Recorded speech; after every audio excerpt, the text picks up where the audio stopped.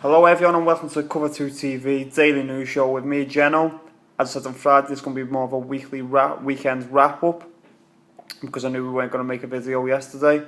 I will apologise, I'm going to be pretty much rushing through this because I have made this video 3 times now, and first the camera died, then my laptop was massively out of sync with the sound, so now I'm using my phone.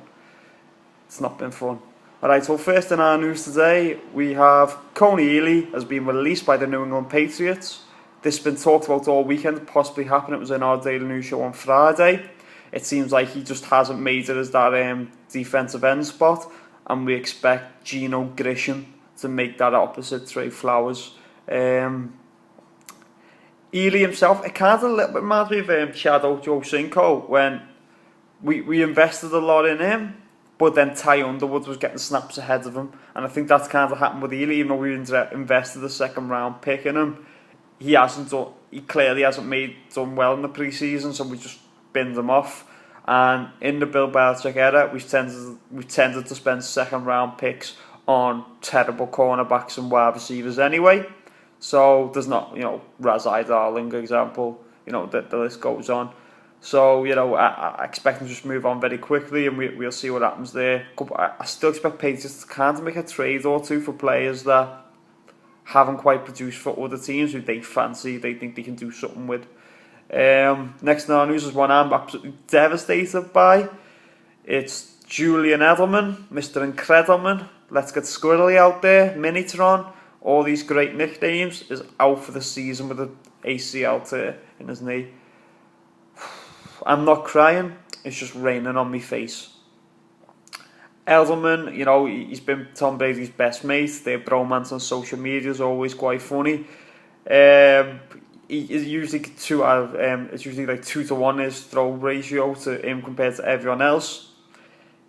He's made so many big plays in the playoffs and in the Super Bowl, especially when you just see the referee coming over and going like that as a catch, and no one could believe he caught it, but he did. It was a pivotal moment and us winning that Super Bowl. And you can also argue the Seahawks Super Bowl was a pivotal moment where it's that 3rd and 14 and he catches it and Cam Chancellor comes in to crush him, and he just bounces off Chancellor and runs about 10 more yards even though his knee was down. But it's just that kind of work rate. He's like the leader of the team because his work rate's that incredible that no one can kind of believe it.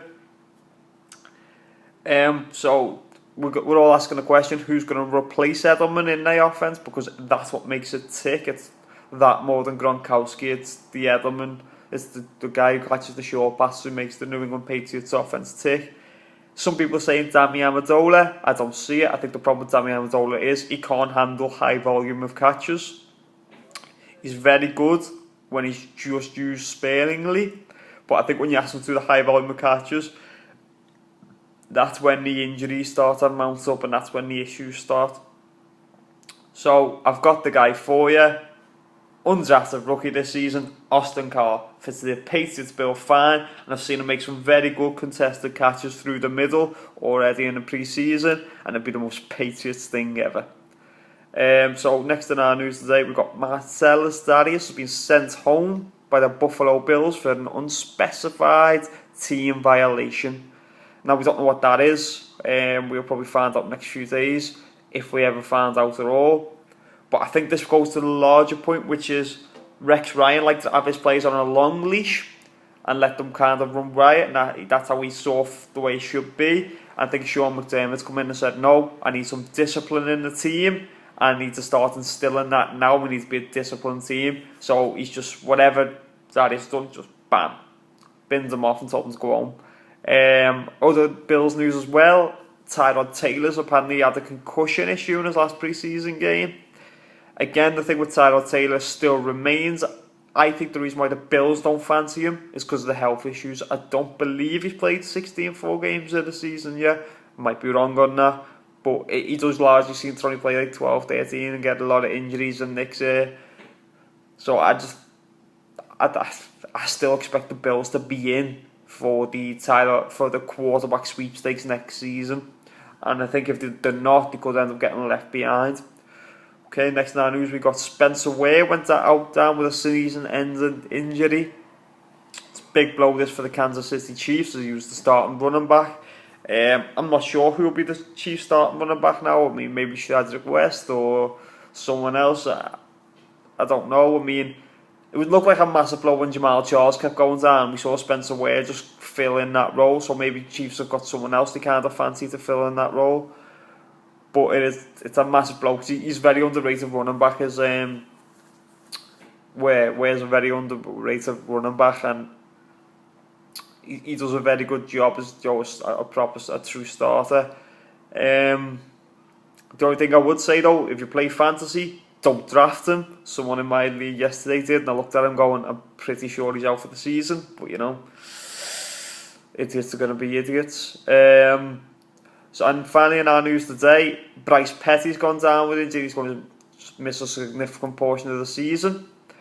Jets are going to be the Jets. I mean, Josh McCown, Bryce Petty and Christian Hackenberg, all three of them would struggle to make other teams' third choice QB. But Jets being Jets, they've been, the first. That's the QB battle to be who the starter is.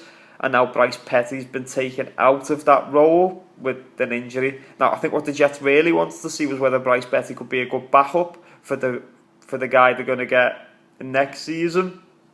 And now they're not going to know because he's going to be injured.